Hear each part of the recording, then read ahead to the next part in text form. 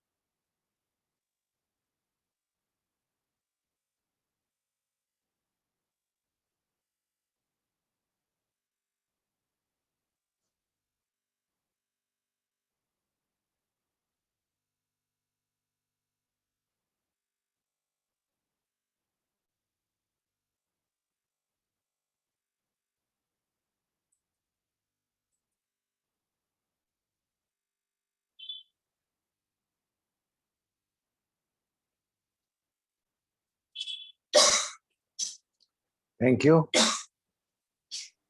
So I would like to say a few words about Dr. Charles Pinto, very few words. He had been a very good friend of mine. I still remember the days many years ago when he was in Mumbai and thought we that some of us should be together. The meeting was arranged within a short time, under 10 or 12 of us dining together, and he was very amicable. It pleased everyone with his smile. And however, he was the Professor Emeritus of Psychiatry at the Department of Psychiatry, Topivara National Medical College and the BOL Nair Hospital. He was the Director of Research and Academics and Consulting Psychiatrist, Holy Family Hospital.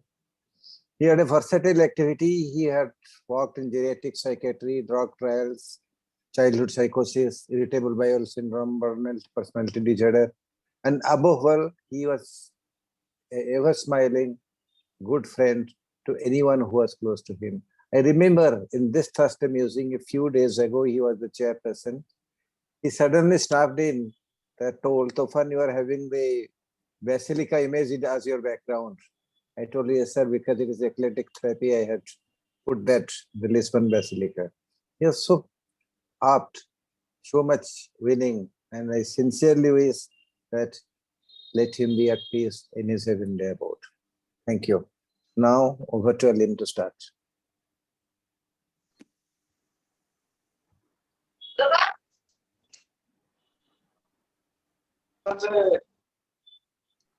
Pawan, mute everybody. Sir, everybody is muted. Only host and co-host are. Okay. Okay. Gangadhar sir has just got his internet just got snapped, so he is a bit out of the circuit right now. So let's see when he's able to join back. In the meantime, let me welcome you all, and let me introduce Dr. Professor Tufanpati sir from Cuttack. He'll be leading the seminar. He's our organizing chairperson. He's well known, and since he likes to save time, I just hand over. Yes, you have done the right thing. Today is at least we should not spend time on introduction of ourselves. This is 36th time we are going to be introduced. And I have with us two very dear young friends, Dr. Amrit Patajoshi, who is with me in High-Tech Medical College, and he is a professor over here. And he is direct council member and editor of Odisha Journal of Psychiatry. Alim, brilliant, smart, versatile is with me. Along with him, we have got Dr. M. Alim Siddiqui, Nawab from Lucknow, who is director of Healthy Minds Neuropsychiatry Behavior Sciences Center. He is visiting professor of psychiatry at Lucknow Medical College. He had been a direct council of a member. He just retired and he's past direct council member. And he is finance secretary of IAPP UK chapter as well as IMA Lucknow. Welcome, Alim. Thank you, sir. And I have a great pleasure to introduce our president. And and President and my very dear younger brother Gautam Saha, Dr. Gautam Saha, as Thank a you, sir. chairperson. He is the director of Clinic Brain Neuropsychiatric Institute and Research Center, Barsat, and Barasat, and president of IPS now, a dynamic president, and who has a lot of promises, and we do believe he will fulfill all of them. Vice President of SARC Federation of Psychiatrists, Vice President come President-elect of Indian Association of Geriatric Mental Health, and editor of Indian Association of Private Psychiatry. Welcome, Gautam. And we have with us extremely respected my elder brother, Dr. Brigadier M.S.P.K. Raju, who is the past president of IPS, past president of SARC Psychiatric Federation and Industrial Psychiatry of India, and is a past board member and Zone 16 representative of WPA.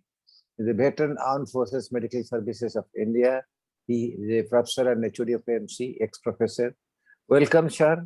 And without delaying time, because we have last 30 minutes, I hand over the proceedings, further proceedings to the chairpersons. Welcome, Dr. Gautam Sa and Dr. M.S.P.K. Raju. Thanks, everybody.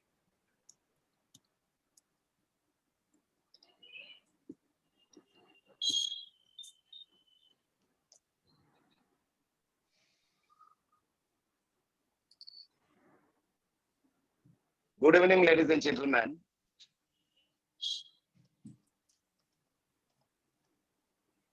Dr. Raju and It is really great Dr. pleasure. Gautam, yes, please take over, and you'll have to introduce our Yes, speaker also. can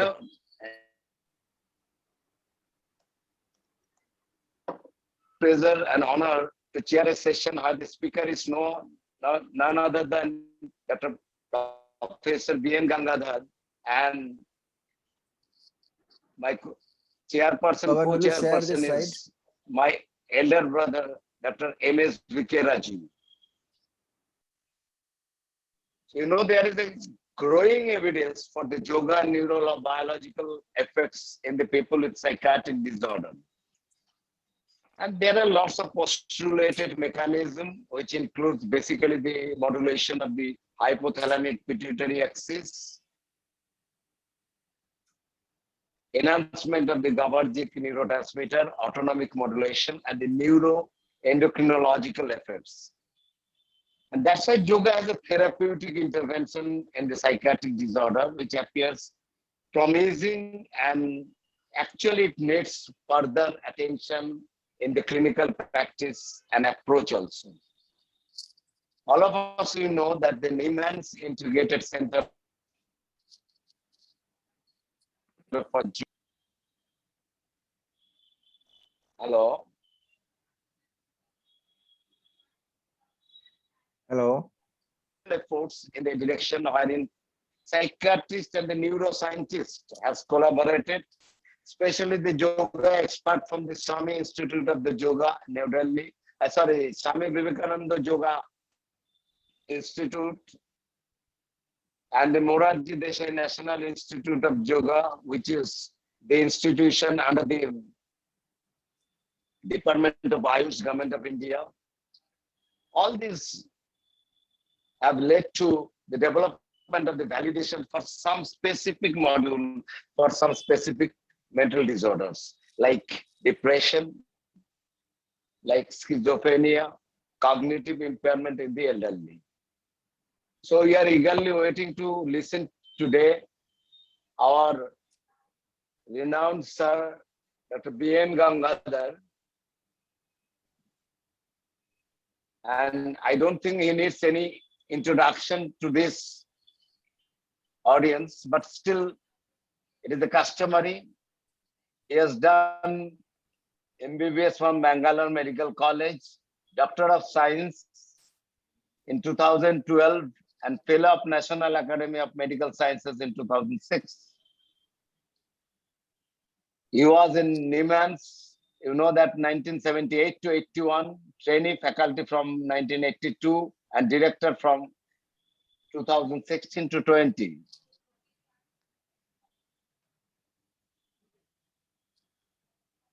National Medical Commission award from Karnataka government, and is our proud to say that he is a Padma Shri and scientific publication, lots of scientific publication, national and international level. And he is an excellent teacher and co-guide nearly about 50 MD PhD trainings. Right now, I hand over to Mike, my elder brother. Actually, both Dr. Gangadhar and Dr. MSBK Raju, Brigadier MSBK Raju, is both of them are my mentor. So I hand over the mic to my dada, Dr. MSBK Raju. Please, sir.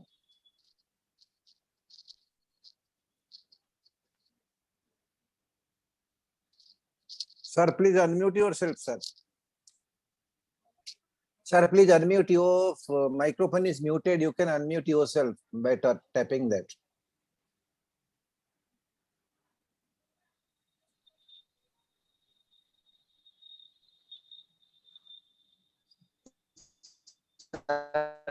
You unmute. Dr. is unmuted, I think. You can talk now. Some connecting issue is there. No, no, I think he's muted now, no? No. Connecting he's issue there. It is written there, the connecting to audio. He's reconnecting, I think, with audio.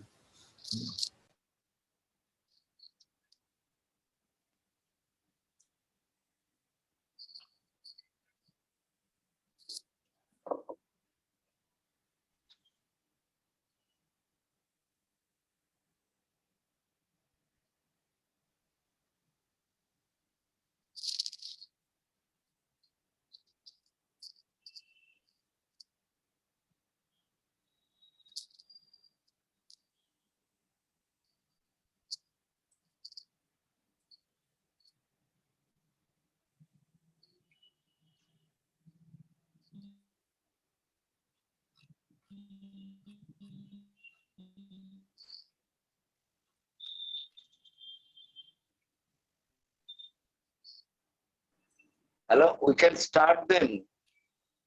I think Dr. Raju will join us sometimes, I think. Yes, let us start. When Dr. Raju comes, we will definitely ask him to. Professor Gangadhar, please, sir. Please. sir, actually, sir has just called. His internet has just snapped. So I'm just trying to take him on the speaker. Dr. Hemant is also there. He's yeah. So he can take us through the presentation. I'll just try sir on the call.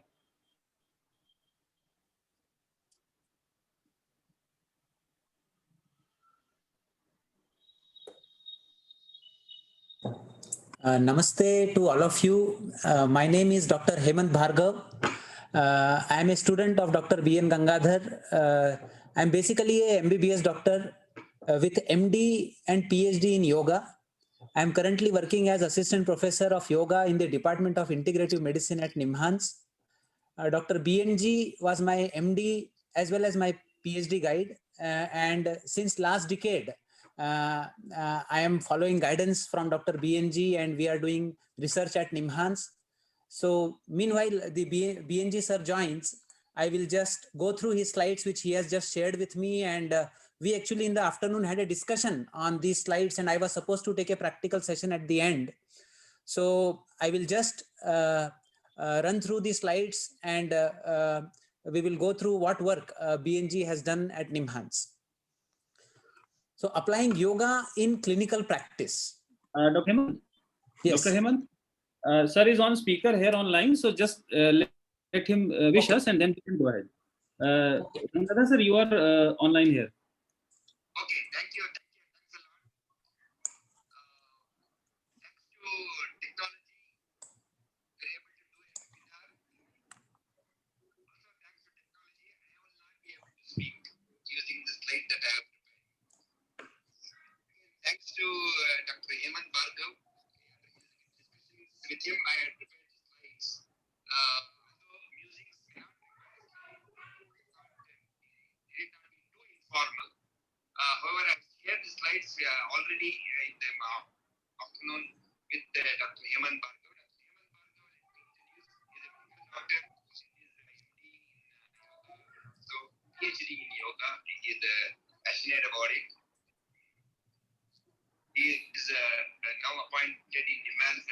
assistant professor in yoga, and he has close to about 90 publications already.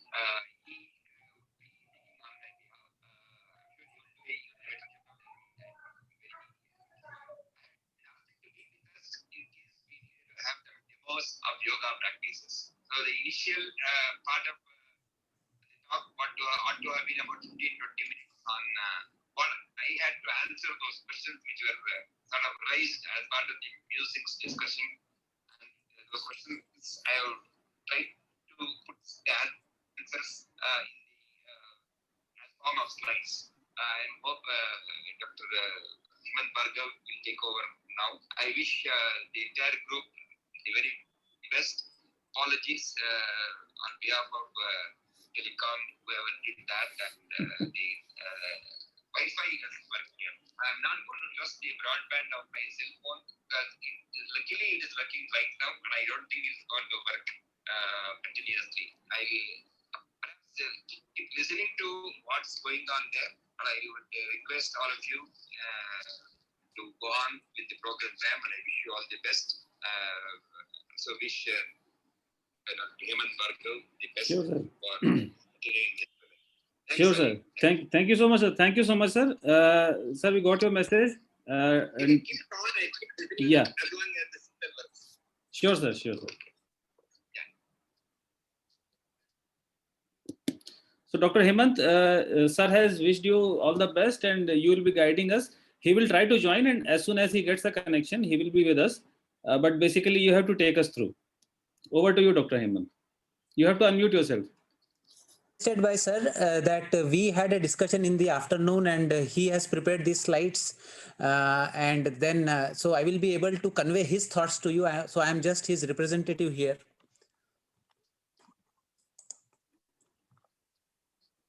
So therefore, the presentation has been designed in such a way that we have taken certain common questions which a practitioner, especially a psychiatrist, if he is interested in incorporating yoga into his clinical practice, what are the common questions that can come to mind and what may be the possible answers? And second aspect of the content is whether we can teach you some simple tips which you can use in your clinical practice for common psychiatric disorders from yoga point of view. So first of all, the definition of yoga. What is yoga?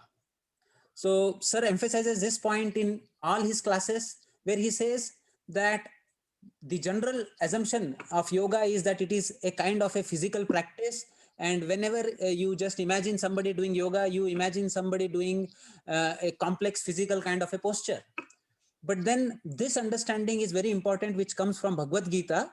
Yuktahara viharasya yukta chestasya karmasu yukta swapna avabodhasya yogo bhavati dukkha. So this is the definition of yoga, which is favorite definition of BNG sir. And the definition says that one who observes moderation in his lifestyle, does not go to any kind of extremes, moderation in eating and recreation, moderation in exertion and rest. If one learns this art of observing moderation in life, to be able to become active, to be able to switch on the mind when it is required, and to be able to switch off the mind when it is not required. If that technique of yoga, those technology of yoga could be learned, then yoga becomes a tool which can remove the suffering and sorrow. This is the definition that comes from the 4th chapter of Bhagavad Gita. Now, when we look into the current evidence base, these are the major disorders where current evidence shows that yoga as a monotherapy or as an adjunct therapy can be useful. Number one is depression. The research in depression started at Nimhans in 1996, when through collaboration with Art of Living Foundation, we conducted an RCT, and it was a 3-group RCT where people underwent this program for 12 weeks, and patients suffering from major depressive disorder were divided into 3 groups. One group performed yoga, other group underwent ECT, and another group was on imipramine. What was observed was that at the end of 12 weeks, people who performed the yoga practice showed similar improvement as the antidepressant group. whereas both the groups were inferior to ECT. So therefore, it was concluded that yoga, especially in mild to moderate cases, may be as effective as antidepressant in the initial phase of the illness. Then this work was taken forward, and then we tried to understand the mechanism of action of yoga in depression. And we also tried to understand whether there was a specific component from the practice of Sudarshan Kriya Yoga that was producing this impact. So Sudarshan Kriya Yoga, as some of you may be knowing, is a practice which predominantly focuses on the breathing. Though it involves initially some kind of loosening practices, but then the practice involves sitting in Vajrasana, which is known as the namaz pose. You sit in that position, and then in the beginning you perform breathing in 3 lobes by adopting 3 positions like this. So they call it Kanishtha, Madhyama and Uttama Pranayama. So lower lobe, middle lobe and upper lobe. Per person performs a breathing in the ratio of 4-2-6-2. Breathe in for 4 count, hold for 2 count, breathe out for 6 count, and hold for 2 count. So 5 rounds of breathing is done for 3 lobes of the lungs. Then the person performs a breathing known as Ujjayi breathing, where you close your glottis and feel the friction of the air in the throat region. It is also called as the victorious breath. So the breathing is performed like this.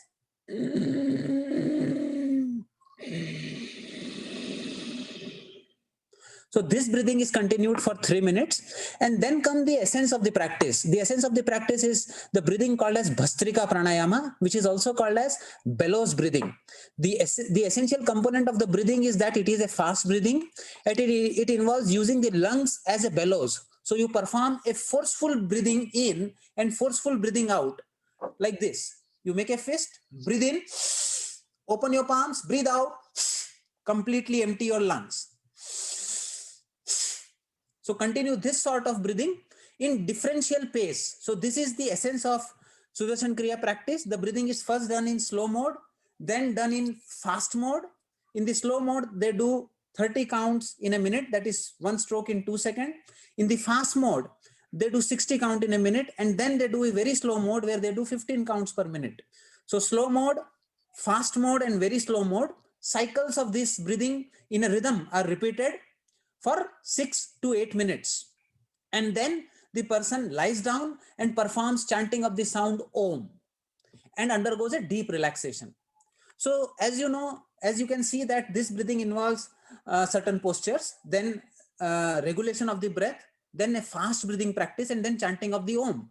So we wanted to see which among all these components is producing antidepressant effect. So therefore, when we asked the yoga experts, they said that probably it may be the fast breathing component of Bhastrika. So we performed a research where we did a trial where we removed the Bhastrika component and gave all other component of Sudarshan Kriya Yoga. And what was observed was that the impact was not as much as that was there with Bhastrika practice. The probable mechanism that we hypothesized was that this hyperventilation that you do, probably through some non-specific mechanism, produces similar effect on the brain, which is caused by ECT. We don't know the mechanism of ECT also, but then there was some effect which was having an antidepressant property here. Then trying to understand the mechanisms further, we performed a couple of trials where we actually measured serum cortisol levels and BDNF levels in patients suffering from major depressive disorder. This was also a 12-week RCT. Patients were actually divided into 3 groups: only yoga, yoga plus antidepressant, and only antidepressant. And then BDNF levels and serum cortisol levels were measured at baseline, and after 12 weeks, they performed yoga for 1 hour per day, 5 days per week for 12 weeks. And here, the yoga module that was used was not Sudarshan Kriya Yoga, but was something called as a generic yoga. Now, BNG sir advocates generic yoga practice because he does not believe in branding yoga to a particular school. He says that like medicines also, while prescription, there is a law that you should write the generic name of the medicine. Similarly, in yoga research papers also, you should maintain the component of yoga practice as mentioned in the ancient text, and not brand a particular package of certain practices as a certain school. So therefore, we at NIMHANS validated a program through expert opinion and feasibility testing. It is called as a generic yoga module.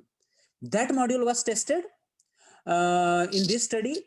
What we observed was that as compared to the baseline, there was a improvement in the antidepressant scores on HAM-D in all the three groups. So antidepressant group, antidepressant plus yoga group, and yoga only group, all the three groups showed a significant reduction in depression scores. But the serum cortisol levels reduced in yoga group as well as yoga plus antidepressant group, but they did not reduce in antidepressant only group. And there was a drastic difference in both the groups. So it was hypothesized that though antidepressant medications can control the symptoms, but probably you need yoga to remove the underlying stress. So patient feels better, but then yoga also removes the underlying stress. So we hypothesize that probably through these mechanisms, if yoga is added to antidepressant, then the chances of recurrence, the relapse may be reduced. But this was not tested. We have not done any long-term trial to see whether yoga actually works in recurrent depressive disorder, but this was hypothesized. Similarly, we observed that the yoga group, yoga plus medicine and yoga group, also showed an improvement in BDNF levels, which was significantly more than the antidepressant group. There was also inverse correlation between the BDNF and the cortisol levels. So as BDNF increased, the cortisol levels reduced. So therefore, we know that steroids can actually have a brain thinning effect, and it may reduce neuroplasticity. So cortisol stress was contributing to that, and therefore yoga, by reduction of stress, improved the capacity of the brain to form new synaptic connections. Then continuing this research further, Nimhans did a trial where they also used yoga as a monotherapy and assessed certain genes which were marker of SSRI kind of activity in the yoga group. There was a similar research conducted by Dr. Sudha Pratikanti from University of California, San Francisco, where she performed a trial on using yoga as a monotherapy. And she published this in PLOS One in the year 2018. And here, Hatha Yoga group and attentional control group. One of the criticism that yoga researchers receive is that the effect may be due to a kind of a socialization, or the attention which the patient gets from the therapist, or the interaction that takes place between the therapist and the patient. It is due to this that yoga produces the effect. So here, Dr. Sudha Pratikanti from US actually had a control group where the interaction between the therapist and the patient were matched, and the socialization component was balanced. And this group underwent a health education kind of a program, whereas the yoga group underwent the Hatha Yoga kind of a program. And at the end of 8 weeks, there were significant differences between the group, where yoga group better in improving their depressive scores in BDI. So therefore, emerging trend now shows that yoga can be used as a monotherapy for mild to moderate cases. Though there is research in major depressive disorder, still we would recommend that people who have suicidal ideations, where there are active suicidal ideations, there definitely antidepressants should be started, and yoga should be used only as an add-on. So these are number of trials. Kramer et al. Have performed a meta-analysis, and you can see these trials, though this is an old meta-analysis, this has been published in 2013, but there are a lot of studies that have come now where we can see now that the recommendations are coming that yoga can be effective in depression, and the effect sizes are moderate. Now, the other psychiatric disorders, before we go into other lifestyle disorders, where Nimhans has done some work, schizophrenia is another condition. In fact, Nimhans was the first institute to explore effects of yoga in schizophrenia. Before this, yoga was considered as a intervention only for neurotic illnesses, but for psychotic illnesses, it was never thought of. In fact, there were earlier case reports where actually the practices which promote introversion, like vipassana or deep introvert kind of a meditation where you focus on your breath, or you take up a mantra and keep chanting it, that caused a psychotic breakdown and precipitated acute psychotic episodes. So therefore, there was a kind of a reluctance in exploring effect of yoga in psychotic conditions. But then when Nimhan's Integrated Center for Yoga was started, we saw 1 or 2 referrals coming into our department for schizophrenia, and the major reason for initial referral was that patient was gaining weight and there was metabolic syndrome, and whether improving their physical activity, making them do yoga will help them overcome these kind of side effects of antipsychotic medications. So this was the initial approach that we explored the effect of yoga on schizophrenia, especially chronic schizophrenia patients.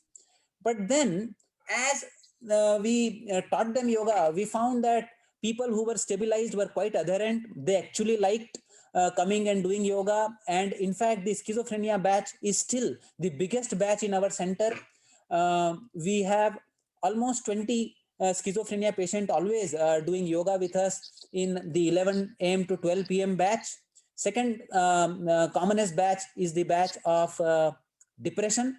And then the third commonest one we find is anxiety and OCD. Fourth one is for substance use disorder. So these are the major conditions for which patients come to us. We also have a batch of elderly people who show some initial cognitive decline.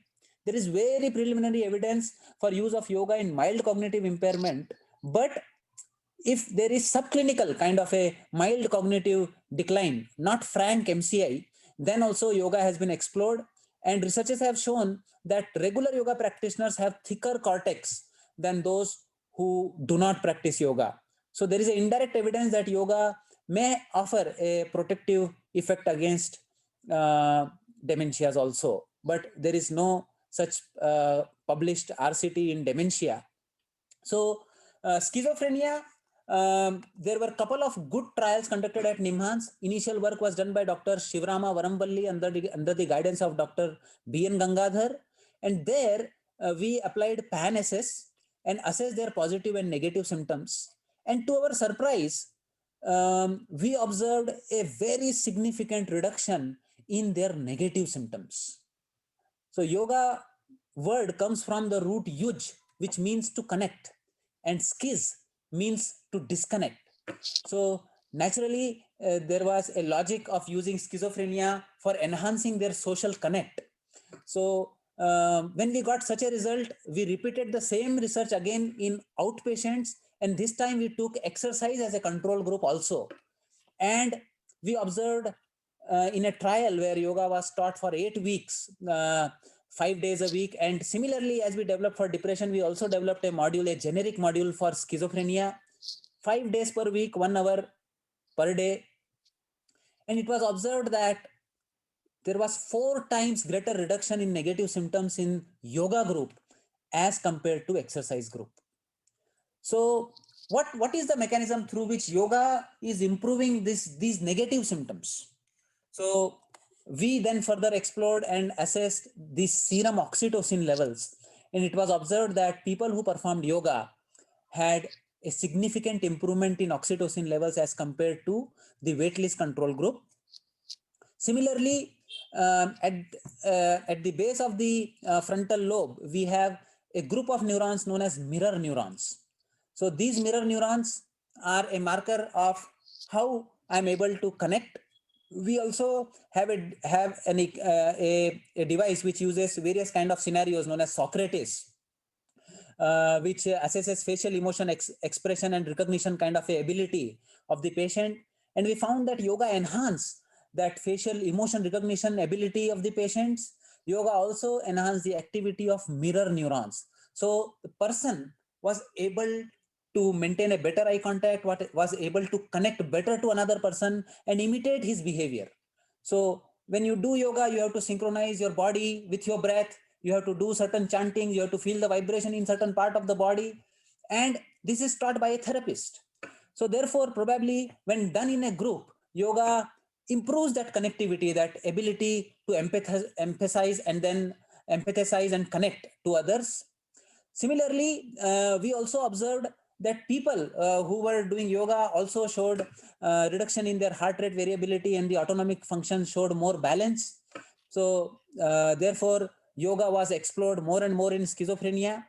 And now we are doing a Welcome DBT Trust funded trial. Dr. Shivaram Varampalli is the intermediate fellow, where we are assessing whether in the default mode network, we know that in schizophrenia, the brain networking is such that the closer networks are too tight, but distant networks are too disconnected.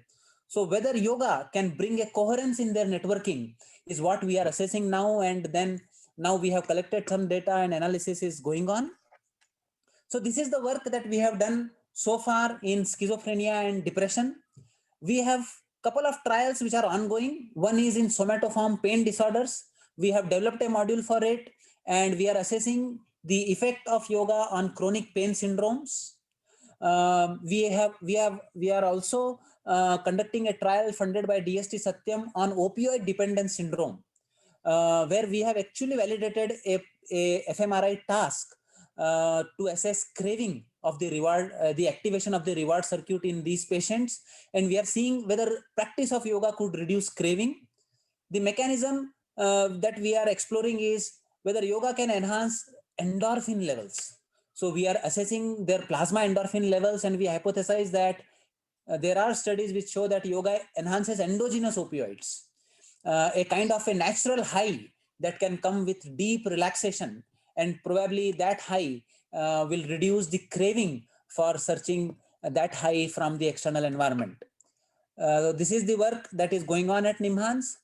Now, there are other lifestyle conditions where now the efficacy of yoga as an adjunct has been proven. Diabetes, there are more than 30 randomized control trials. There are 5 meta-analyses that have been conducted which show that yoga as an add-on to the modern medication can lead to reduction of HbA1c as much as 1% if it is done for 6 months. If you add yoga to the hypoglycemic agents, then you may achieve a 1% better gain of HbA1c than hypoglycemic agents alone. And the mechanism is probably through managing the lifestyle. People are able to become more compliant with the lifestyle modification by practicing yoga. There was a trial in US where teenagers who were gaining weight, obese teenagers, were divided into 2 groups. One group went to gym for 6 months on the weekends. Other group went for the yoga practices which emphasize more on physical postures and breathing practices for 6 months. And it was observed that both the groups showed a reduction in BMI, but only the yoga group showed some positive changes in the lifestyle. People reported eating less junk food, going to bed early, getting up early. Surprisingly, there was no component of yogic counseling or any advice. So there is some inherent component in the practice of yoga itself that it brings you more in harmony with the cosmos, and you tend to observe a better lifestyle. Number of researchers now show that if yoga is done in the morning between 7 to 8 a.m., then the quality of sleep in the night becomes much better than done at any other time.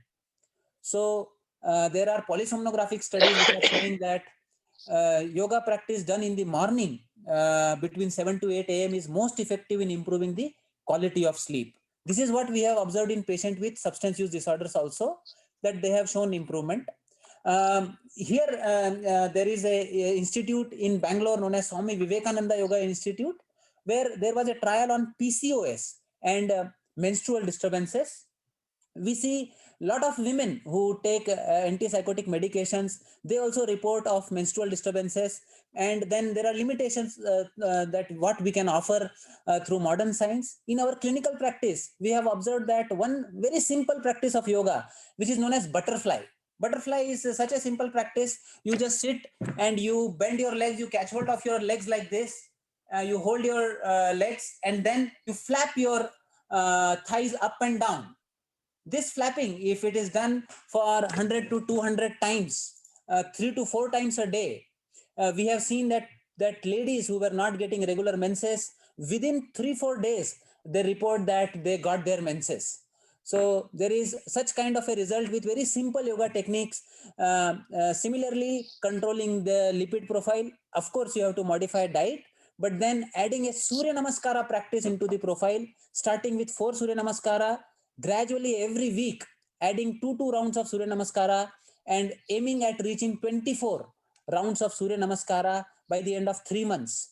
And you will see that the metabolic profile starts showing better results. So there are number of trials, there are number of meta-analysis which show that yoga has a better effect, better glycemic control can be observed by adding yoga into the lifestyle. There is a module developed by Ministry of Ayush, which we are using. We have actually conducted a trial at Nimhans with 1 year follow-up, and we have also observed a 1% reduction in HbA1c level as compared to the exercise. Similarly, there are encouraging results in other common endocrine problems where we see that the thyroid profile, especially the TSH levels, can be better controlled, lesser requirement of the dosage of thyroxine hormone in the yoga group, though this needs more quality trials. Similarly, this is the earliest area where yoga was explored. We see a trial, the first RCT in 1971, which was published from UK, where transcendental meditation was used and biofeedback was used, and this also showed a great benefit. So hypertension is another area. Left nostril breathing. You close your right nostril, breathe in from the left and breathe out from the left. Just continue this kind of a breathing with your attention on the breath for 5 minutes in the morning, 5 minutes in the evening, and then close your eyes, close your ears, and produce the humming sound for 5 minutes. This can help in reducing anxiety and reducing the blood pressure, improving the quality of sleep. So as you can see, there are similar researches that have been observed in controlling several cardiovascular risk factors, weight loss, reducing the tummy, the waist circumference, and then in conditions such as anxiety. Surprisingly, we see that there are lesser trial on anxiety as compared to the number of trials that we see in schizophrenia and depression. The reason may be that the adherence is difficult. People who suffer from anxiety are usually active, they are going for work, and therefore adhering for a long-term yoga trial is a challenge in doing more research in this field. And we also see effects of yoga in menopausal symptoms, in various psychological symptoms associated with menopause. So better health, mental health in women, also yoga can be very useful, and we see that yoga is much more popular in females than in males. Almost the number is double. So does yoga have any role in public health? Definitely there is a role for yoga in public health. Now Government of India has decided to open wellness center. There are almost 1.5 lakhs of wellness center that have opened up in Haryana and in Uttar Pradesh. There is a plan to open them everywhere, and yoga is playing a very important role there. National Institute of Naturopathy Pune has started a program of training ASHA workers in Maharashtra with simple yoga modules to enhance well-being, especially enhancing the women health. So therefore, but there is a need for deprofessionalization of yoga, especially mental health experts are the person who are the first contact with people who suffer from mental health issues. And therefore, if they adopt simple tips of yoga in their clinical practices, then these benefits of yoga can be extended to a large community. And we actually in Nimhans have come up with a textbook where we have summarized all these simple tips for the psychiatrist, and I will be showing you that book also. So there are evidences which show that yoga can improve quality of life and psychological distress. And now the emphasis of WHO also is on enhancement of wellness and reduction of stress levels. So we have to focus more on prevention. And can yoga play any role in preventive psychiatry? As compared to psychotherapeutic techniques which are more technical, which require a technical manpower. And as we look at the cultural, socio-cultural aspect in India, the Western psychotherapeutic technique may have limitations, but yoga is something which the population readily accepts. It is easy to train people in simple yogic lifestyle programs, and therefore this is another potential area of research to see and explore the role of yoga in preventive psychiatry, especially in India. So this is the research that I was talking about, the network coherence in schizophrenia. This is a ongoing trial funded by Wellcome Trust DBT. And here we found that the DMN coherence and connectivity was better after yoga practice as compared to the people who did not practice yoga, but both were on stabilized medications, that is for 2 months. Also, the evidences now point out that we did an interesting trial here where people chanted Om inside a scanner in the ratio 1:2. And the same people, 12 healthy person, also chanted the sound in the scanner. So the sound served as the control for the sound Om, where breathing ratio was matched. What we observed was that there was a deactivation of the limbic cortex after chanting or during the chanting of Om, but this was not observed while practicing this kind of breathing. The mechanism that was hypothesized was that probably yoga also has an effect of causing stimulating the vagus nerve. We know that the external vagus nerve stimulation is used as a treatment in depression. So it is probably the auricular branch of the vagus which is getting stimulated by the vibration. This sound, if you produce, you can specifically feel the vibration in your skull. So the auricular branch of vagus may get stimulated, and then through hypothalamus it may cause deactivation of the limbic cortex. And therefore there is an indirect evidence that chanting Om or the humming sound if there is a religious limitation to chant Om, you can simply chant and there may be similar effect of causing limbic deactivation, that is calming down the areas which are associated with aggression and negative memories. So this is the textbook that I was talking about, the science and art of yoga in mental and neurological healthcare.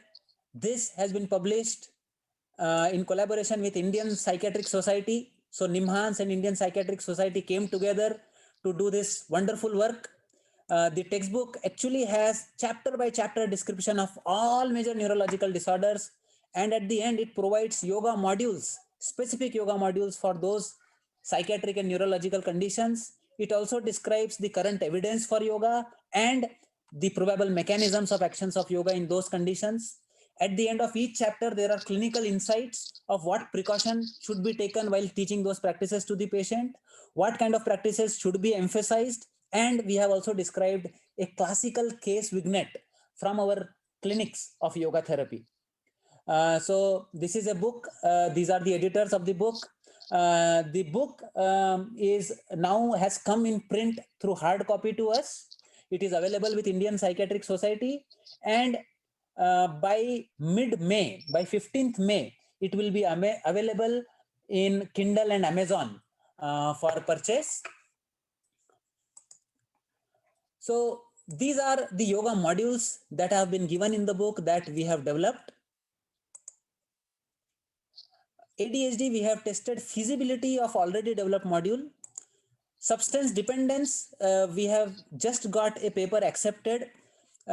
This is actually my project. I am working on opioid dependence funded by DST Satyam, and I have validated a yoga program, and I am assessing endorphin levels and the activation of reward circuit, the craving objectively through fMRI.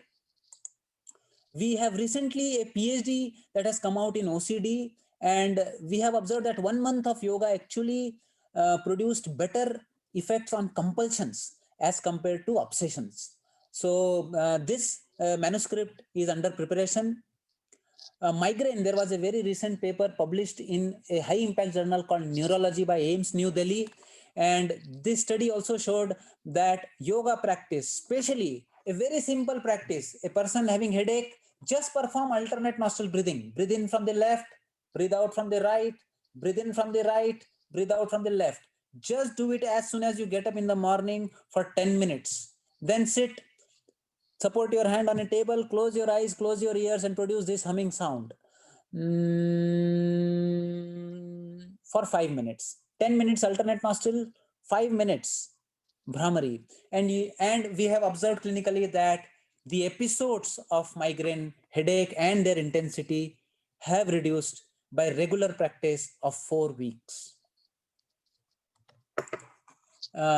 Similarly, for anxiety disorder, we have developed a technique known as guided yogic relaxation, where you tighten a particular body part, breathe in and tighten, breathe out and relax. You start from the toes and gradually keep going up. It is similar to Jacobson's muscle relaxation, but this uses synchronization of the breath. It also uses a yogic imagery where the person actually focuses on different parts of the body and feels that those parts are getting energized and getting filled with light, and then he's releasing stress from those parts. So these are the techniques. We have actually a YouTube channel of the Department of Integrative Medicine where you can actually see our modules and you can see these techniques also. You can put Hemant Bhargav Nimhans also in YouTube, and these techniques can be observed. Now, there are certain questions which a psychiatrist would like to ask. When to refer the patient for yoga? What are the challenges in referral? What are the limitations and do's and don'ts? So these are the 4 questions which I quickly would like to answer as discussed with Dr. B.N. Gangadhar. BNG says that any patient can be referred if the patient is able to maintain his routine. It means if the patient is able, is not aggressive, is not creating any kind of disturbances, then that patient can be referred for yoga. If the patient has comprehension of understanding or doing it in a group. In fact, we have done a trial in patients who have gone for yoga practice, who suffer from acute psychotic episode, and within 3 days of their admission, they went for yoga. And so a reasonable level of stabilization, they need not be completely stable. Even if they are little irritable, they are talking to self, they are smiling to self, it is okay. They can still do yoga and show better improvement. Unless the patient is frankly disruptive, you can actually refer patients for yoga. What are the challenges in referral? So main thing is that people report that to perform yoga, a person has to travel and go to a yoga center. That is a major limitation. We actually measured, assessed the barriers for yoga therapy in schizophrenia patient. And number 1 barrier was the travel, time required for travel. Number 2 barrier was availability of yoga therapists. So therefore, now because the time has come, time has changed due to Corona, we see now teleyoga has become very popular, and the first major limitation, the barrier that was there for traveling, has now, we are now able to overcome it. And since last 1 year, all our services we are offering through telemode, and we have reached a level where we are able to execute all our services that we were offering in person, and earlier we never thought that it will be possible through telemode, but it is now happening. And we see a reasonable number of patients who are downloading Zoom in their mobile, and they are doing yoga with us. In fact, in all our research projects, we were observing an attrition rate of 30 to 40% at the end of 12 weeks. But now the adherence is much better, because now we have done amendments to all our projects and we are adding teleyoga, and now the adherence has improved and it is showing better results in our researches also. So the first limitation can be overcome in that way. And the second limitation, availability of qualified yoga therapists. Looking at the burden of the mental health issues in India, there is a lack of trained yoga teachers. But number of institutes have come up. UGC has recognized yoga as a mainstream UGC subject. There is a UGC NET exam. Many universities are opening MSc in yoga therapy. NIMHANS has opened MSc in yoga therapy, mental health and neurosciences, which is starting from this June. And we have opened it for even medical graduates. MBBS person also can come and do this MSc in yoga therapy. Even a psychiatrist wishes, but it is a regular course. We have also started a certificate course in yoga and mental health, 1 month certificate course, which can be done through telemode by psychiatrists. And we will train them on simple yogic techniques which are clinically useful. So through this way, we are trying to overcome these challenges. In the same way, the psychologists and psychiatrists should be trained in yoga to overcome these limitations. What are the do's and don'ts? Number one is that we train therapists here, and we tell them that they should never ask a patient to stop medicine by their own. So the medicine should be handled by the consultants. Similarly, there is a kind of a misunderstanding that if I start yoga, everything will become all right and there will be some magic and there will be some mystic effect. So this should be avoided. We also see in our clinics patients deteriorating after practicing yoga if they learn yoga through YouTube. In fact, very recently, we have published a case series of exacerbation of psychotic episodes in patients suffering from schizophrenia and bipolar disorder by Kundalini yoga practices.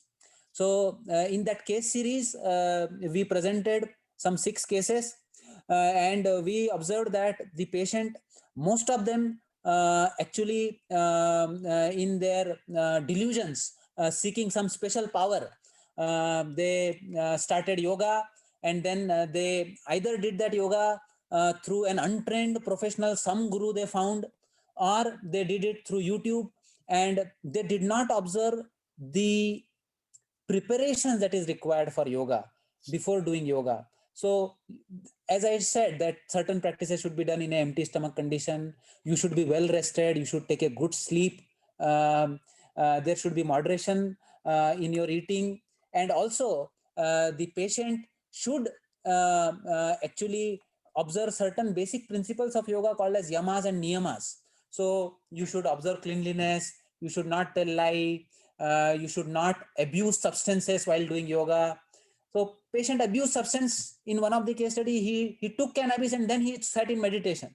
So those kind of things will aggravate the mental health issues. So therefore, very important thing is that yoga should be done under a trained professional.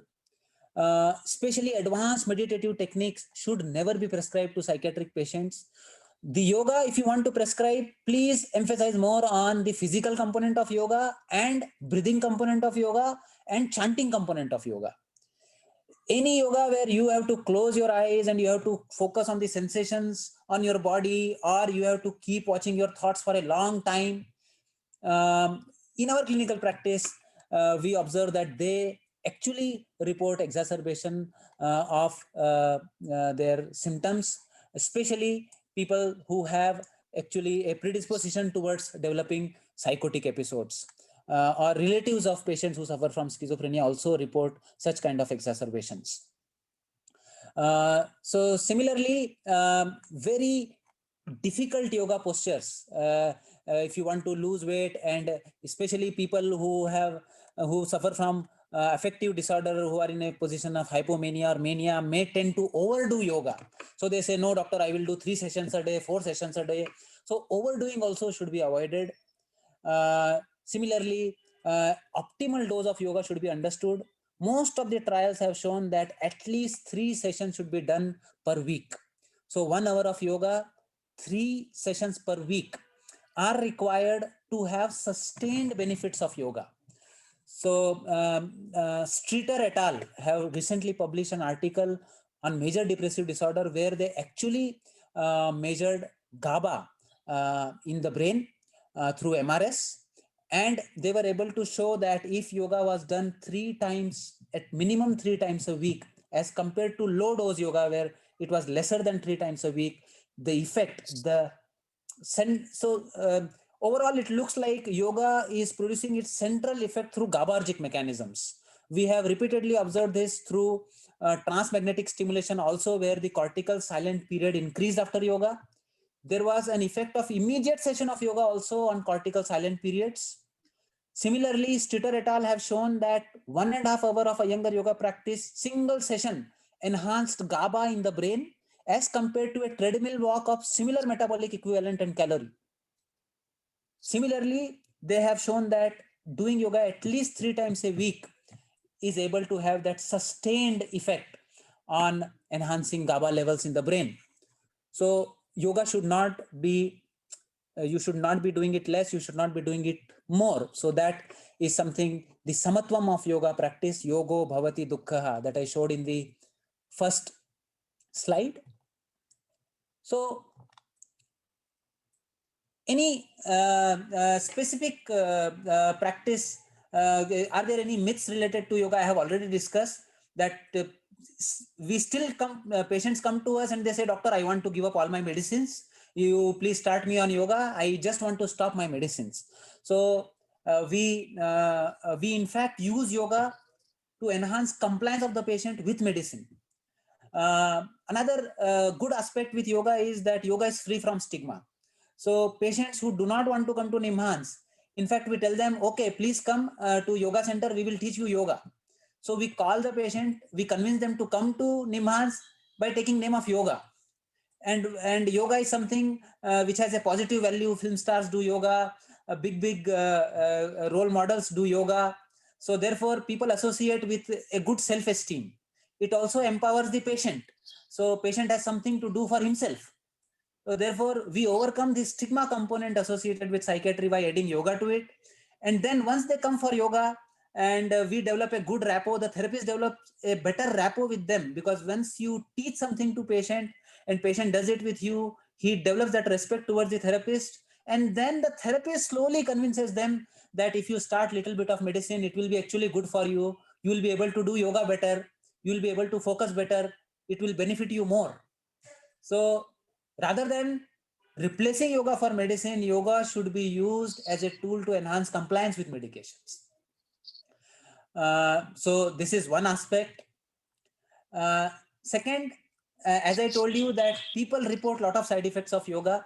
There was a meta-analysis by Kramer et al. On side effects of yoga, and they said that majority of the practices which caused these side effects were inverted poses, poses where people are doing shoulder stand or headstand, or where people are doing extreme backward bends.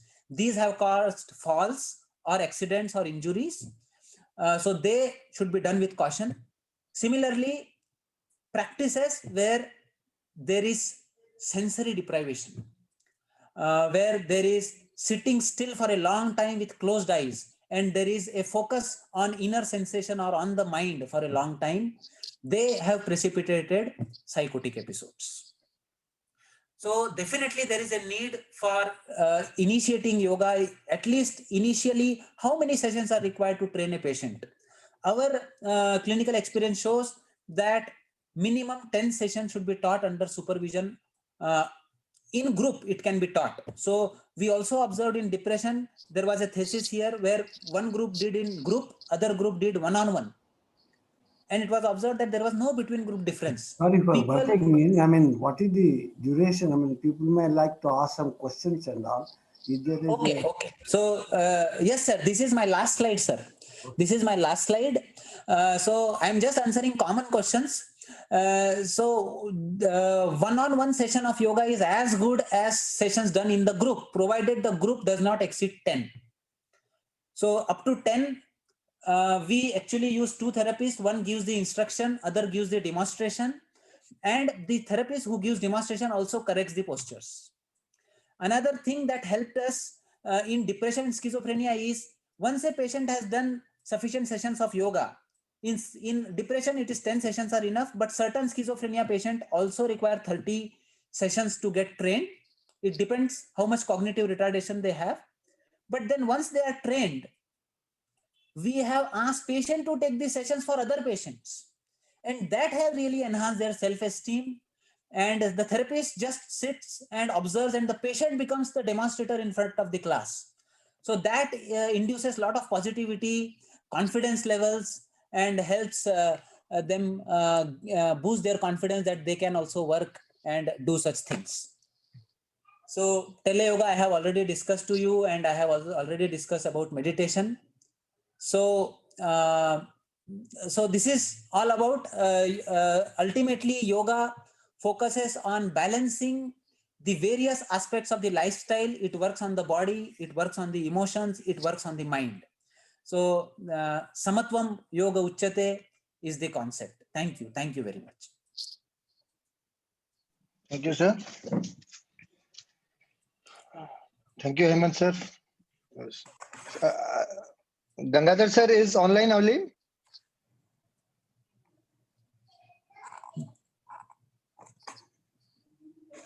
So over to the chairperson, sir. Sir, Raju sir, Gautam sir.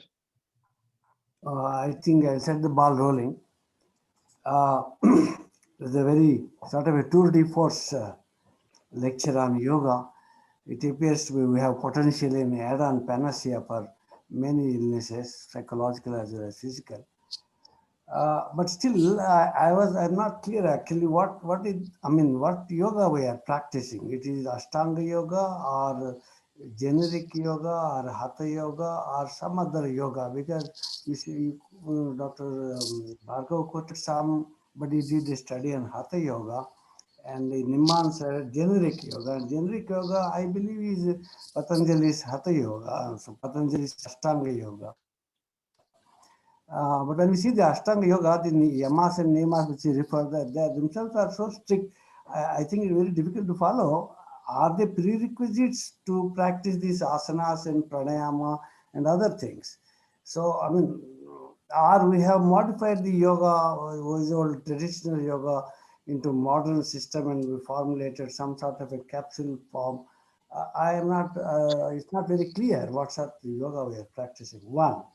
The second question is Dr. Sharda, somebody put a question, and Dr. Bhargava also raised it.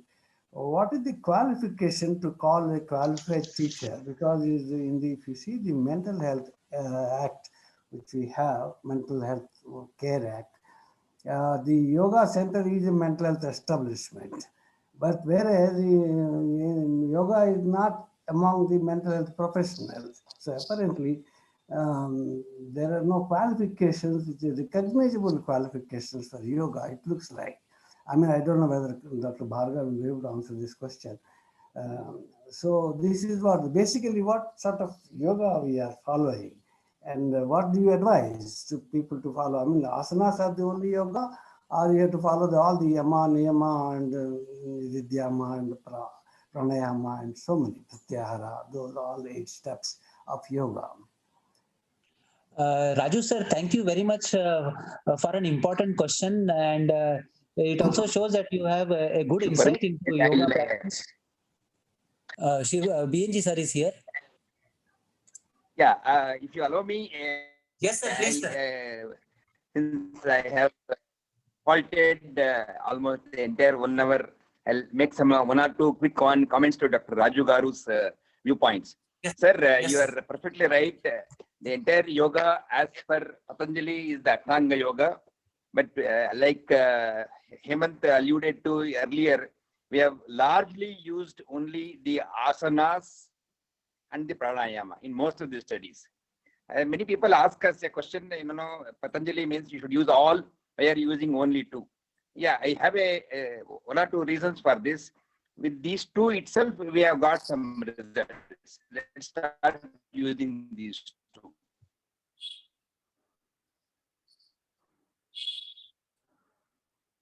Dr. Gangadhar may be able to answer that question about the qualification and why yoga is not there among the mental health professionals, whereas yoga center is in the mental health establishment in the Mental Health Care Act. Okay, the audio has gone on. Okay, we are, I think, open for questions from. Sir, RCI has recognized now the MSc in Yoga, Rehabilitation Council of India. There was a notification that came to include the yoga therapy under Rehabilitation Council of India. Clinical psychology is also in Rehabilitation Council of India, under Rehabilitation Council of India. So now yoga therapy is also coming under Rehabilitation Council of India. And there are bachelor's, master's and PhD level courses offered by various universities, and they should be considered as the required qualification. So maybe because the law can be modified, probably. Yes. The qualifications are there. Thank you. Yeah, we will open for any questions. I think there are lots of questions in the chat box. Amrit.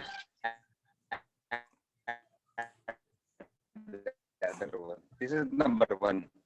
Second issue is Yama Niyama are universal.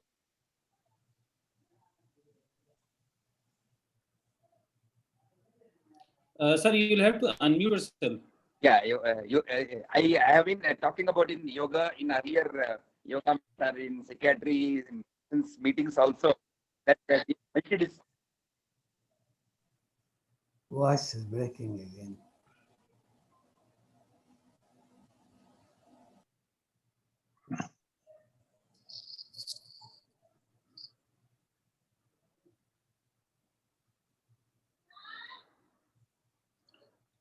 Sir, if you can stop the video, I think. I have unmuted. Maybe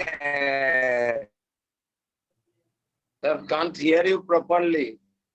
Sir, if you stop the video, then you can listen better, I think. Sir, if you stop your video, audio may be better, sir. Want me to answer the questions? I can Dr. Gangadhar sir, if you stop your the chat box. video, A lot of questions, as you said. then I'm I not think noticed it, your but audio will be better.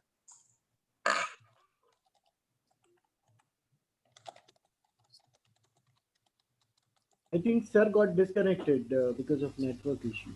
Maybe Dr. Bhargav can answer this question Yes, to yes, sir. maintain the continuity. So there is a question here in the chat box. Is an individual with 1 month certification, can he act as a yoga therapist? No. Basically, the basics of yoga itself require a 1 month kind of a certification, which is known as the yoga instructor's course. And after that, you need a orientation to therapy, especially that too in mental health. So therefore, 1 month may be too less to call a person as a yoga therapist. I would suggest to maintain a quality that a person with master's degree in yoga should be called as a yoga therapist. Dr. Hemant, if you don't mind, is it possible that you show some of the easier versions, easier poses, practices here online? Is it possible? Yes. I can show them. So, sir, please go ahead. And where can we use? What I can do is I will show 1 or 2 practices for common psychiatric conditions which psychiatrists can use in their clinical practice. So is it okay? Sure, sir. Fine.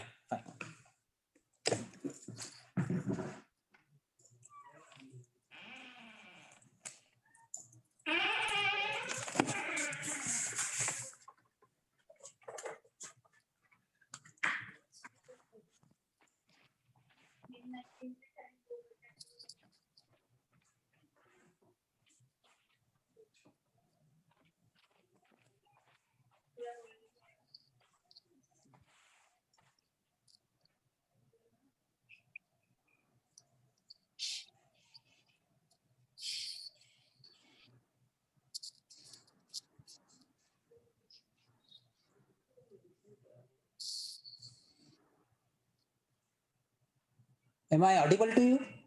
Yes, sir. Okay. Audible, but you can zoom some, I think.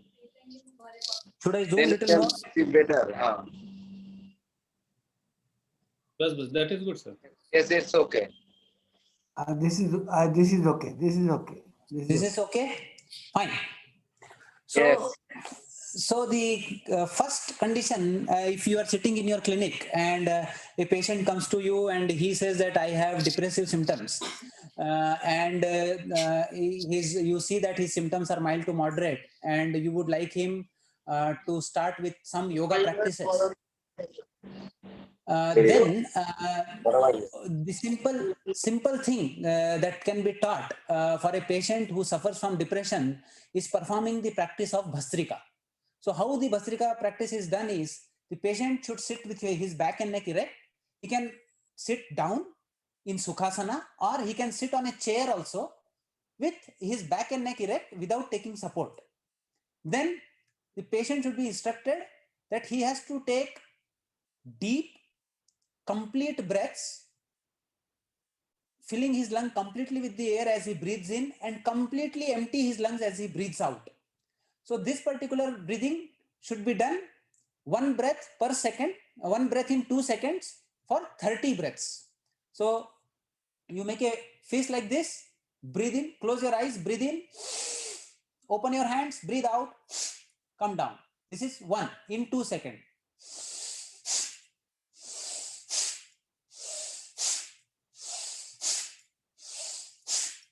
This done for 30 counts.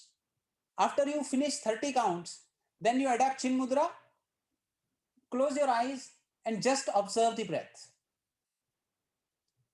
Person may start sweating, he may feel more heat in his body, and he will feel some tingling sensation around his face and around his palms, and allow the breathing to naturally settle down.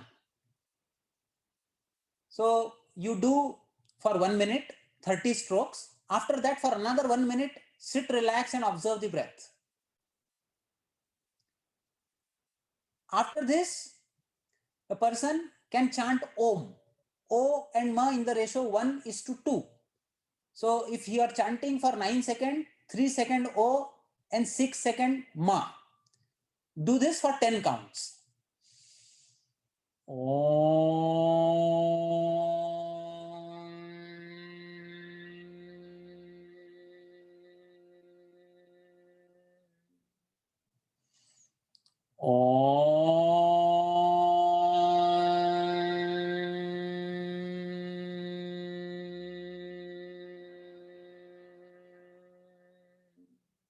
The vibration of O should be felt in the chest, and the vibration of Ma should be felt in the head. And you will be surprised when you chant, you can actually feel the vibration in these body parts. So you should chant Om for 10 counts. And after this, he should lie down in Shavasana and perform deep abdominal breathing. So lying down like this in Shavasana, legs apart, hands apart. As you breathe in, bulge your abdomen up like a balloon. And as you breathe out, sink it in. Maintain the ratio of 2:3 for inhalation and exhalation. So the exhalation should be slightly longer than the inhalation.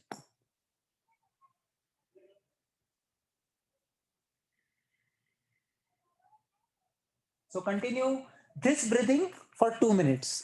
So this is a simple thing that can be taught to patients who have depression. If time permits, you can look at our YouTube link where a practice of Surya Namaskara can be taught if the person is motivated enough, if the symptoms are less. Surya Namaskara is another practice which will be very useful for depression patients. So I will just show 1 round of Surya Namaskara. Come towards the edge of the mat, adapt Namaskara Mudra, look in front, take a deep breath in, raise your hands up, bend back. Without bending your knee joint, as you breathe out, come down. Go down within your comfortable limit. Now take a deep breath in, take your right leg back, put the right knee on the ground. Take a deep breath in, push your chest forward, look up. This is Ashwasanchalanasana. Then breathe out, balance your whole body on your hand and feet, Samtolanasana. Now take a deep breath in, and as you breathe out, Sashtang Namaskara. 8 parts of your body touch the ground, your chin, your chest, your palms, your knee, and your feet. Then breathe in, Bhujangasana, whole body balance on your hands and feet, look up. Breathe out, Parvatasana. Try to look towards your navel region, try to touch your heels to the ground. Now take a deep breath in and bring your right leg in between your hands, put the left knee on the ground, push your chest forward, look up. Breathe out, Padhastasana, and then breathe in, go back. Breathe out, Namaskara Mudra. So this is one round of Surya Namaskara. In general, people get confused when to breathe in, when to breathe out. So the rule in yoga is very simple. Whenever you go against gravity, you breathe in. Whenever you go with gravity, you breathe out. Whenever you go away from the center, you breathe in. Whenever you come back to center, you breathe out. So Surya Namaskara practice should be started with four rounds, and then gradually two rounds can be increased every week, and then we should try to reach 24 rounds of Surya Namaskara in around 3 months. So these are the practices for depression. If a patient complains of anxiety, then there are some useful practices. One practice is Shashankasana breathing. So you sit in Namas pose, and then you make a fist with the right hand, catch hold at the wrist with the left hand. Take a deep breath in, bend back, close your eyes, and as you breathe out, you produce a humming sound and come down.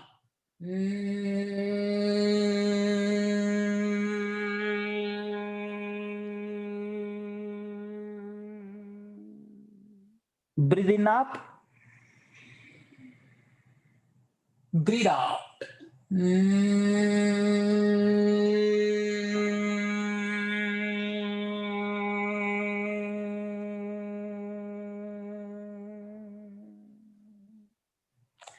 So this practice done for 10 rounds. Then especially in anxiety, we have observed that there is sympathetic overactivity, and we can do left nostril breathing, which is associated with the moon channel of the body, the Chandra Nadi. Researchers show that it can bring parasympathetic dominance quickly. So you adapt Chin Mudra with the left hand, then use the thumb of your right hand to close the right nostril. Keep your back and neck erect, and now breathe in from the left, slowly and gently. And breathe out from the left.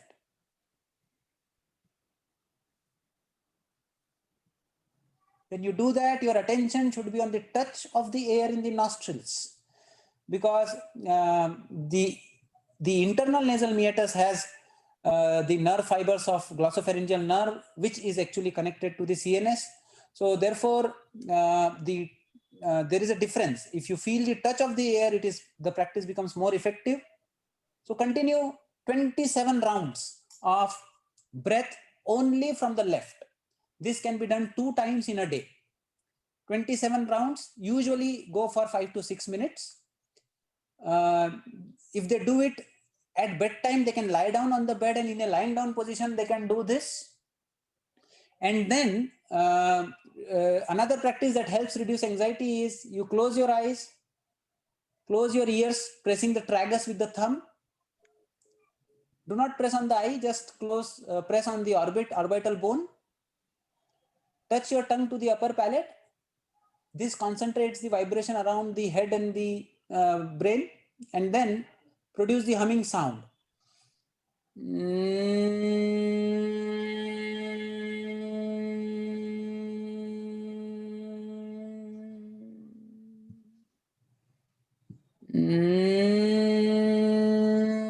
So this is the technique that can be done for 9 rounds or 2 to 3 minutes. If you do this left nostril breathing and humming breath at bedtime, you may see a change in your quality of sleep. Another thing that helps reduce anxiety and reduce stress is something known as instant relaxation technique. So that technique is done in a lying down position. You lie down, legs apart, hands apart, then bring your legs and hands together, tighten your toes, tighten your calf muscles, pull up the kneecaps, tighten your thighs, squeeze your buttocks, make a fist and tighten your hands, take a deep breath in, tighten your chest, tighten your abdomen, clench your teeth and tighten your face, squeeze your eyes, tighten the whole body, tighten, tighten, tighten, release and relax. Just observe the breath, feel the heartbeat.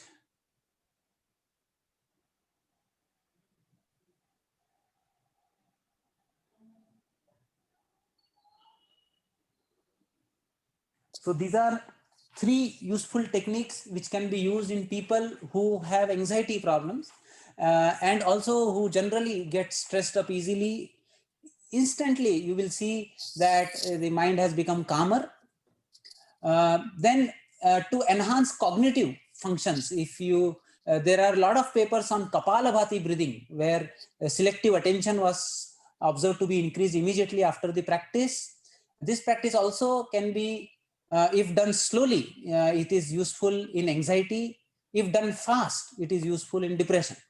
So if done fast, it increases blood pressure. So whereas if it is done slowly, it reduces blood pressure. So these kind of results have been observed. So Kapalabhati is another useful practice which can be prescribed for cognition enhancement. So you sit, you can sit in Sukhasana or whichever position you are comfortable. Adapt Chin Mudra. Focus your attention on the navel region. Close your eyes. Now this breathing involves active exhalation and passive inhalation. And the flapping of the abdomen is done like this, and the air is thrown out of the nostrils. So this should be done slowly but forcefully. So similar to Bhastrika, we do 30 strokes in a minute. Like this.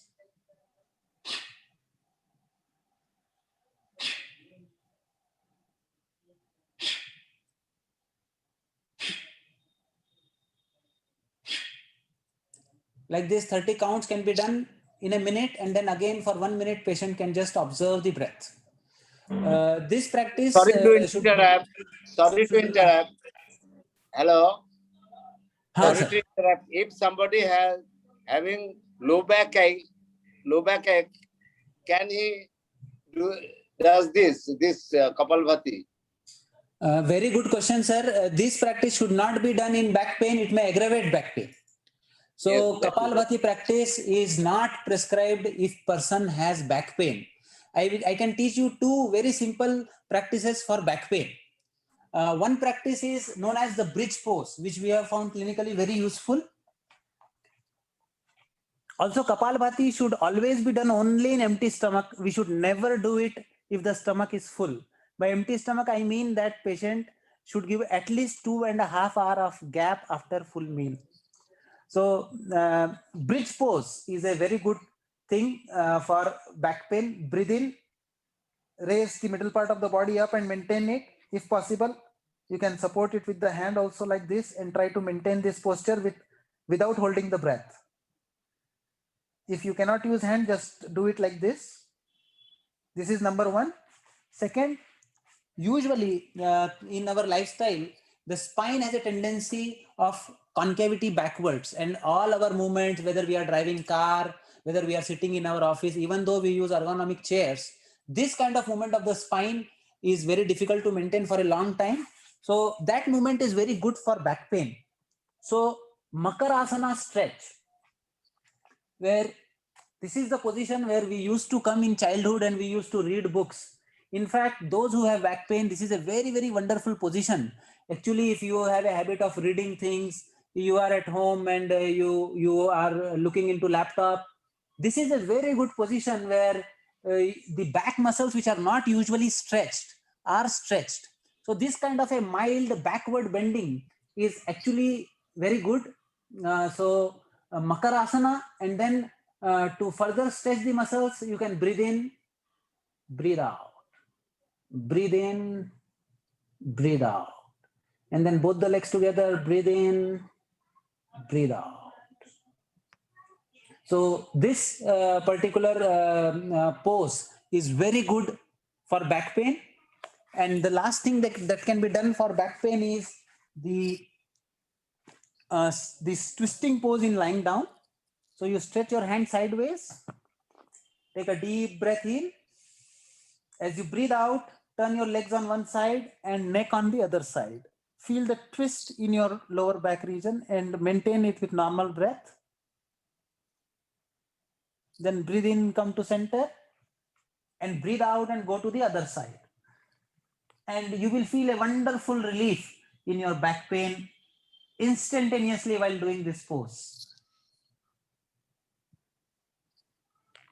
Then once you are used to these practices, you can actually enhance it by crossing the leg and repeating the same practice. You can stretch it even a little more. So rule is simple. When you come back to center, you breathe in. When you go away from the center, you breathe out. And your attention should be on the part of the body which is getting stretched, that is the lower back. So breathe in and come back. So bridge pose, then the Makarasana, the crocodile pose, and then this lying down twisted pose. These are the poses. So in back pain, we recommend practices which are either supine or prone. They can be used for back pain. Any other, if there are specific questions, I can also focus my practices. So one question, sir. Yes. Are there any specific things for sleep disorders, sir? One question. This is a very, very important question. Usually, we get a lot of patients who have been prescribed with benzodiazepines, and then psychiatrists refer them to us, fearing that they may get dependent on benzodiazepines. And we have been successfully able to replace their medication by yoga. So how do we do that? The routine thing that we advise to the patient is, first thing is definitely all the sleep hygiene principles are told to them.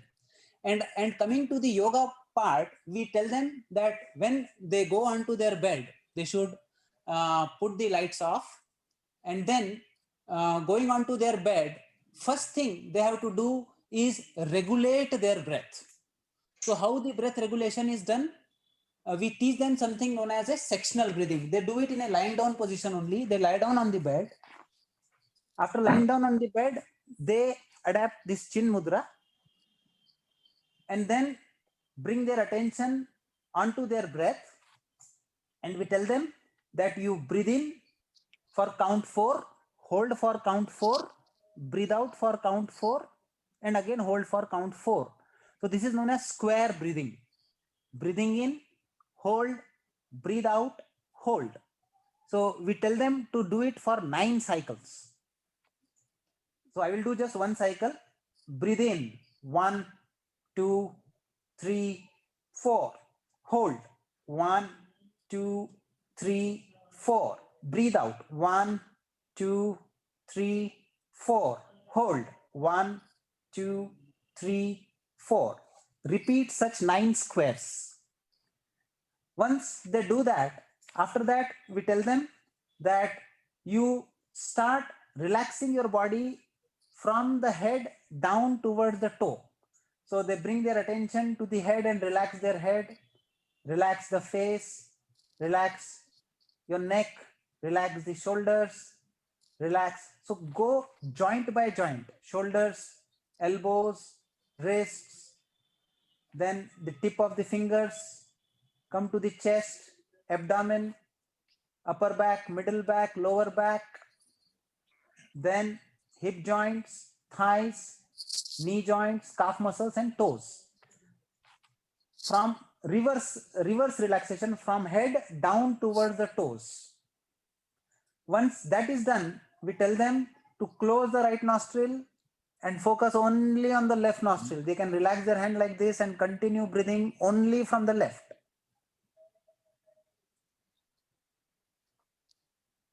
Their attention should be on the touch of the air. And just do this for 27 breaths or approximately 5 minutes. After that, the last thing they do is they lie down and they chant A, U, and Ma.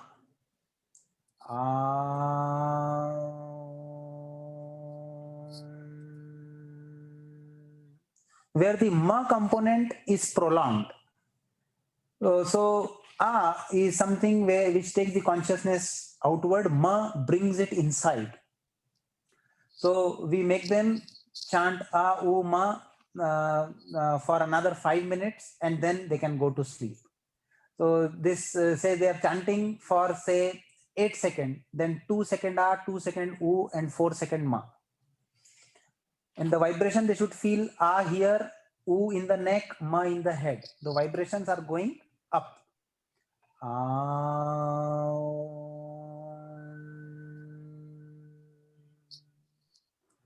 So like this, they continue for 5 minutes. So this is a 15-minute kind of a capsule that they do before going to bed. So once again, I will repeat the steps of sleep special technique.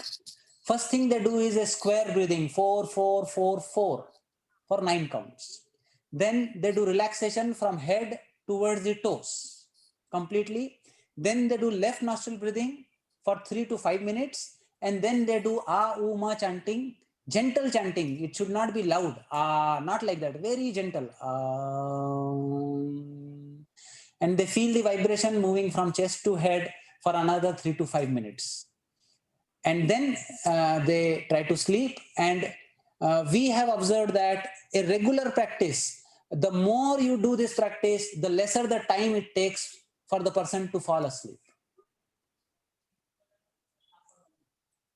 Thank you, sir.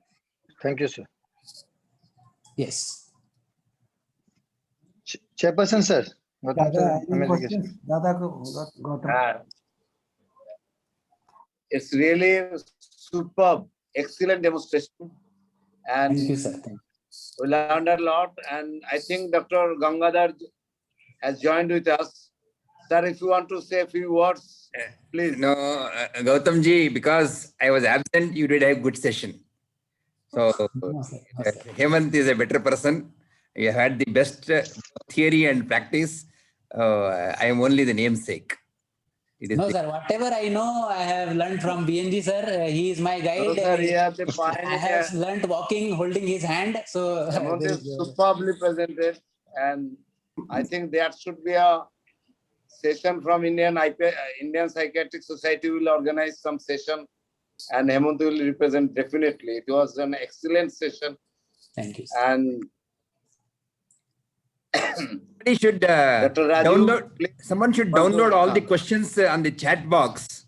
I request that. Yeah. So we'll mail it, sir. We'll mail it, sir. Mail it to either Hemant or mail me. We will put those questions as an answer on a website or on your website or whatever it is. We'll mail you. We'll mail you. Amrit, please, both sir and Hemant, both. Sir, tomorrow, by tomorrow, we'll mail you all the Same. questions, sir. Done, Thank you, done, sir. done. Thank you, sir. Okay. Because once you log Dr. out, the whole MSBK thing Raju, gets sir. erased. It was really fantastic session, and everybody will learn so many things out of this. And I know that Rajorsi is here also, that we are going to organizing International Yoga Day. Hemant will be there again. So it's great. Great job. Top. One small suggestion to Dr. Gangadhar. We have done indirect effect of yoga, indirect neurochemistry like BDNF, oxytocin, and corticosteroids. And there is one fMRI, I think, on the default network function shown. That probably is after. While somebody is doing yoga, I think it is very difficult to do fMRI or MRI, not difficult.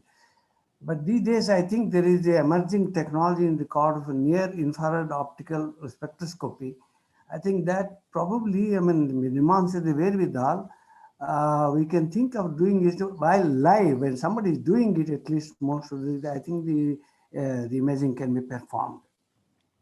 Right, good idea. I think Hemant should take it up. They have already a good set of FNIRS, that is called as functional near infrared spectroscopy. That is the one that Dr. Raju referred to. It is doable, and I'm sure the team will take your ideas, sir. Thank you. Thanks a lot. Thank you, sir. Thank you. Thank you so much, sir. Gangadhar sir, thank you so much. Dr. Hemant, thank you so much. I think in addition to recommending to our patients, we should recommend it to ourselves also. So, Dr. Hemant, we'll keep in touch. No, I think we'll learn. I have a suggestion. Maybe the IPS group can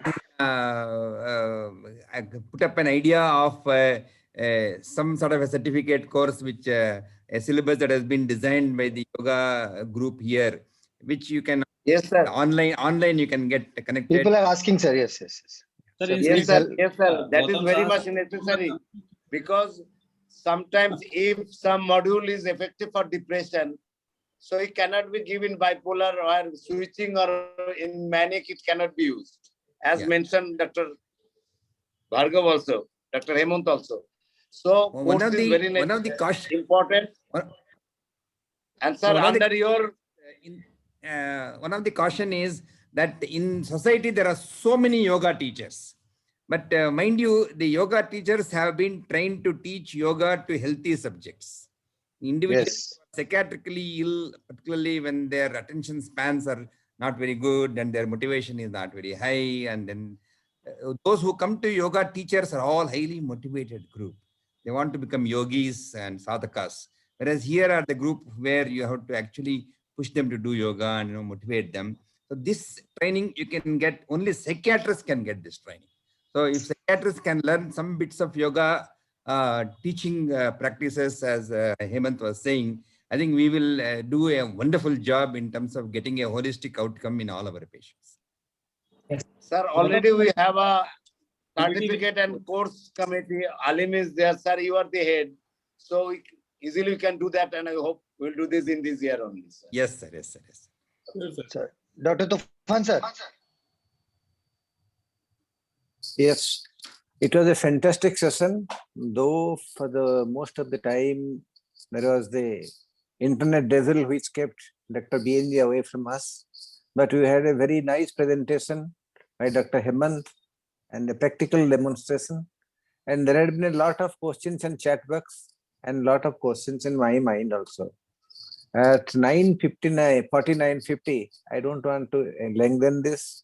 I have but two requests, that you will transfer all the questions to Dr. BNG and look forward to a session, another session. We'll be addressing those questions and be more enlightened, as I started in the beginning, on this issue, which is very important. And maybe many issues we could have further discussed. But Dr. Hemant was so marvelous that it went up to the end. And it was a great learning. Thank you. Sir, let me give a formal thank you. Whenever a patient comes to us, when we write a medicine, they ask us, sir, won't counseling help? Won't yoga help? So when the moment the word yoga comes to our mind, we only think of Gangadhar, sir. He's a world legend. And I think Hemant did an absolute, Dr. Hemant did an absolutely wonderful job. It was like the fourth test in Gaba, where all the main players were injured and the players just stepped in and did good enough. Hemant, you were really superb. Let me congratulate you.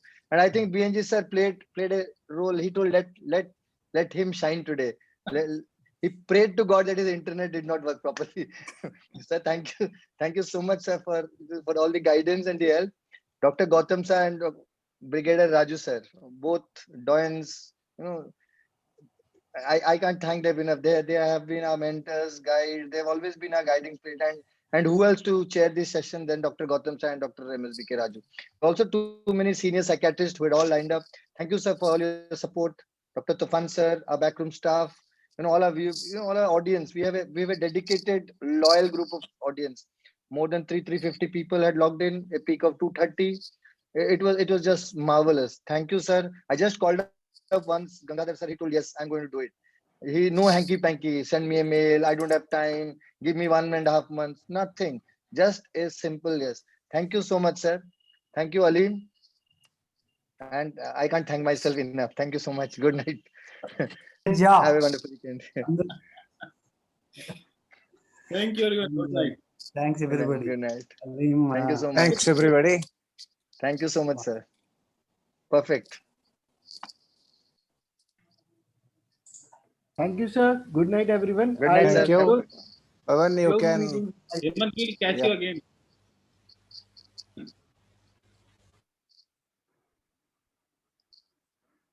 Sir, I think we can close the meeting now.